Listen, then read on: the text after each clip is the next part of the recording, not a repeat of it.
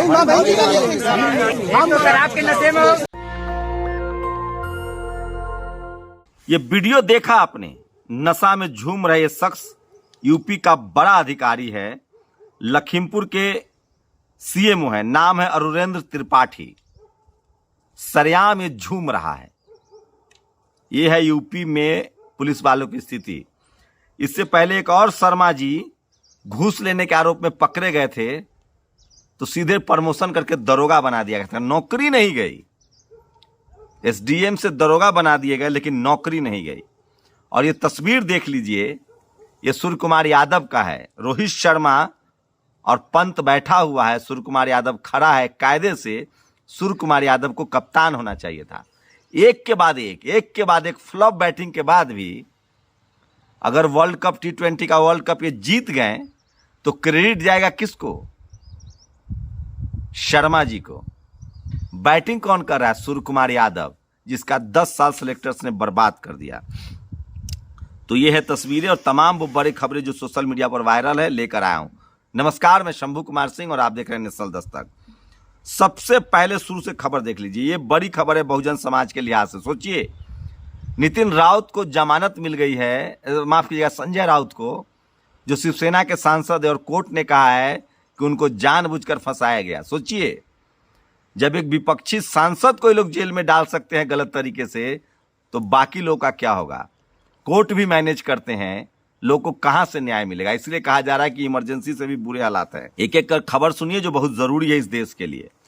मैंने आपको पहले ही बता दिया कि गुजरात के नतीजे इसलिए और हिमाचल के नतीजे एक दिन आएंगे क्योंकि हिमाचल में वोटिंग पहले हो जाएगी, नतीजे पहले आ जाते, बीजेपी हार रही है, तो उसका असर गुजरात न पड़े। इसलिए वोटिंग अलग अलग होगा लेकिन नतीजे 8 दिसंबर को ही आएंगे। लेकिन इस बार बचने का चांस लग नहीं रहा है। तमिल सिनेमा के अभिनेता साई दीना जी ने अपने परिवार के साथ हिंदू धर्म त्याग कर बौद्ध धर्म स्वीकार कर लिया है। तो कश्मीर से कन्याकुमारी तक लोग लगातार बुद्धिस्ट बन रहे हैं, इसको कैसे रोक लेंगे? और ये तस्वीर वायरल है। सोचिए, सेमीफाइनल में पहुंच गई टीम इंडिया। अगर सेमीफाइनल जीतती है तो पाकिस्तान के साथ फाइनल होगा। और सूर्य कुमार यादव के फॉर्म देख लीजिए, इसी तरह से विनोद कांबली खेलते थे। रोहित शर्मा पूरे T20 वर्ल्ड कप में फ्लॉप हैं, लेकिन क्या मजाल है कि कोई बाहर कर दे। सूर्य कुमार यादव 2 मैच में फ्लॉप होकर दिखा दे, टीम से बाहर हो जाएगा। इसीलिए हम लोग BCCI को ब्राह्मणवादी cricket control board of India कहते हैं। ये पंत और शर्मा बैठा हुआ है और बाकी खिलाड़ी खड़े हैं, चहल और वो। आइए आपको दिखाता हूं रामराज में अफसर कैसे काम करते हैं। शराब के नशे में धुत यह साहब लखीमपुर के सीएमओ हैं, नाम है अरुणेंद्र त्रिपाठी। एक एक्सीडेंट के बाद अस्पताल पहुंचे थे और खुद खड़े नहीं हो पा रहे थे। यूपी के नौकरशाही ने बैंड बजा रखी है, आप सोचिए, सरकार की। तो ये तमाम खबरें हैं जो सोचिए। इससे पहले एक सवर्ण अधिकारी पकड़ा गया था आरोप, भ्रष्टाचार के आरोप में। उसकी नौकरी नहीं गई, सजा नहीं हुई, डिमोशन होकर रह गया। और बहुजन होता तो आदिवासी तो मुख्यमंत्री नहीं बच पा रहा है। ये लोग लगे हुए हैं हेमंत सोरेन के पीछे। CGI चंद्रचूड़ ने चुनाव आयोग से पूछा, जितनी जल्दबाजी आजम खान के मामले में दिखाई गई, क्या उतनी जल्दबाजी सभी मामलों में दिखाई जाएगी? अगर हिमाचल में कांग्रेस वाले जीत गए तो ये लोग मुझे काम नहीं करने देंगे, PM। दरअसल हिमाचल के चुनाव पहले हो रहे हैं, नतीजे पहले आ जाते नवंबर में ही, तो गुजरात का इस पर इसका असर होता है। इसलिए हिमाचल में चुनाव 12 नवंबर को होगा, गुजरात में चुनाव 1 और 5 दिसंबर को होगा, नतीजे 8 दिसंबर को आएंगे। सोचिए कितनी बड़ी कॉन्स्पिरेसी है। और भारतीय नौसेना के 8 पूर्व अधिकारी लगभग 2.5 महीने से कतर की हिरासत में हैं। भारत सरकार 10 दिनों से कतर के साथ बातचीत कर रही है, लेकिन फिर भी हमारे डंकाधारी छुड़वा नहीं पा रहे अपने जवानों को। लेकिन अब तक ये भी नहीं बता पा रहे कि वे किन आरोपों में बंद है। जिस मोबाइल से रूस यूक्रेन युद्ध रुकवाया गया था, शायद उसकी बैटरी डाउन है।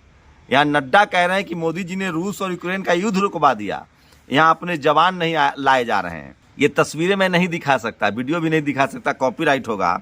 इंग्लैंड में वहाँ के जो राजा है ना, किंग चार्ल्स, उन पर अंडा फेंका गया और लोगों ने कहा कि ये देश गुलामों का खून चूसकर बना है, भारत में फांसी पर लटका देंगे। यहाँ तो आलोचना भी नहीं कर सकते हैं।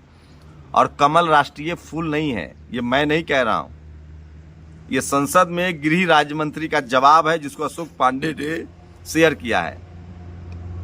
जो लोग कमल को राष्ट्रीय फूल बता रहे थे, उनकी जानकारी के लिए तथ्य है कि मंत्री महोदय जुलाई 2019 में ही बता चुके हैं कि ये झूठ है। और शिवसेना नेता संजय राउत को बेल देते समय कोर्ट ने क्या कहा है वो समझिए और उससे अंदाजा लगाइए कि लोग क्या करते हैं। गिरफ्तारी बदले की भावना से, बिना वजह से गिरफ्तार किया, मुख्य आरोपी बदावन को छोड़ दिया, सिविल डिस्प्यूट है, मनी लॉन्ड्रिंग का केस नहीं बनता है, संजय राउत को पैसे मिलने के सबूत नहीं। जब मन होता है, जिससे डर होता है, जो सवाल उठाता है उसको जेल में डाल देते हैं। देखते हैं चुप इस बार जो चीफ जस्टिस ऑफ इंडिया बने वो क्या करते हैं। ये सब कुछ इसलिए हो रहा है कि तमाम संवैधानिक संस्थाओं पर जाति विशेष के लोग बैठे हुए हैं, धर्म विशेष के लोग बैठे हुए हैं और सोचिए वो आरएसएस और बीजेपी के समर्थन में फैसला करते हैं। पंजाब में एक हिंदू एक्टिविस्ट की हत्या हो गई, पूरा देश में बवाल कटा हुआ है, लेकिन इस देश में तमाम जगह गैर हिंदुओं की हत्या होती है, तब कोई नहीं बोलता है। किसी भी तरह के हत्या का विरोध कीजिए।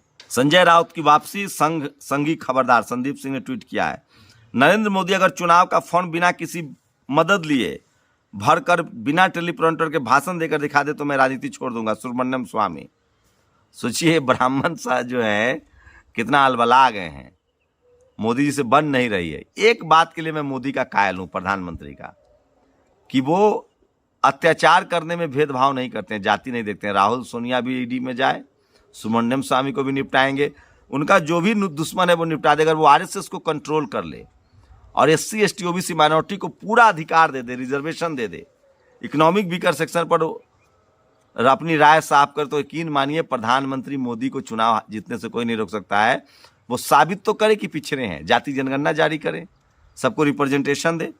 संजय राउत की गिरफ्तारी पर पीएमएलए कोर्ट ने कहा राउत की गिरफ्तारी अवैध है, उन्हें बिना कारण गिरफ्तार किया गया है। सोचिए आम आदमी को गिरफ्तार कर देगा, वो कहां तक कोर्ट में जाएगा।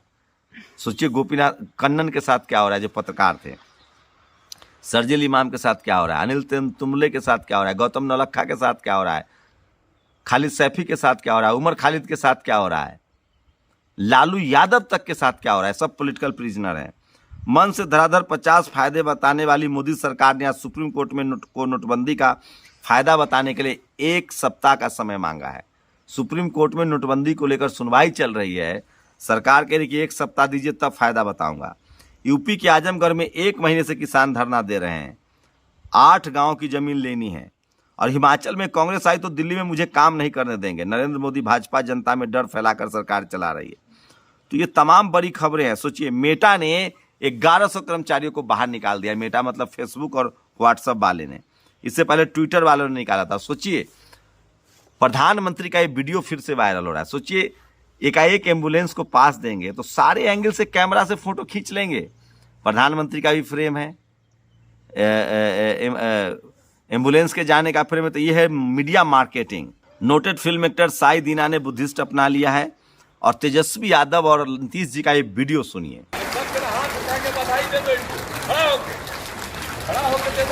नीतीश जी तेजस्वी यादव का शानदार कॉम्बिनेशन है और तेजस्वी यादव ने पैर छूकर जन्मदिन पर मुख्यमंत्री से आशीर्वाद लिया। तो बिहार तो लगता है कि बिहार में बीजेपी के लिए मुश्किल है। और बीजेपी इंडिया एम्बुलेंस के रास्ता देने का वीडियो देखा, मालूम हुआ अच्छे से फ्रेम बाय फ्रेम शूट हुआ है। और यूं ही नहीं कोई प्रधान सेवक बन जाता है, सोचिए। और ये सोशल मीडिया पर आज सबसे ज़्यादा वीडियो वायरल है, जो आपने मोन्टाज में देखा होगा। आकाश आनंद अब लगातार बहुजन आंदोलन की तरफ बढ़ रहे हैं। और ये मुंबई की तस्वीरें हैं जहां उन्होंने बाबा साहब को जाकर नमन किया है।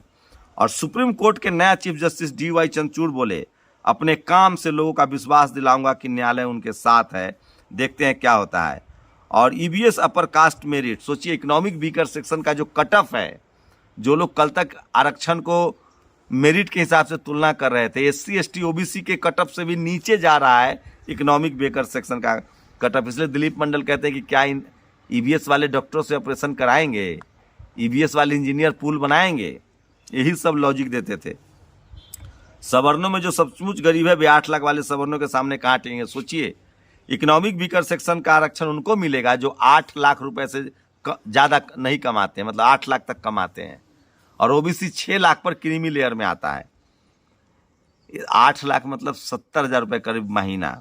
और EBS रिजर्वेशन की मलाई भारत की सबसे अमीर जातियों के मिडिल क्लास लोगों को मिलेगी, जिनके पीढ़ियां, गरीब सवर्णों को भी इसका लाभ नहीं मिलेगा। 8 लाख कमाने वाला मतलब मिडिल क्लास, और इसमें भी ब्राह्मण समाज के लोग ज़्यादा फायदा उठा रहे हैं। जो अब तक आंकड़ा आया है, ठाकुर साहब गायब है, कायस्थ गायब है और वैश्य गायब है, और राजपूतों का सबसे ज़्यादा आरएसएस ने काटा है। सोचिए, इस देश में मूछों के नीचे से नौकरियां निकल गई, सिर्फ ओठ रह गए।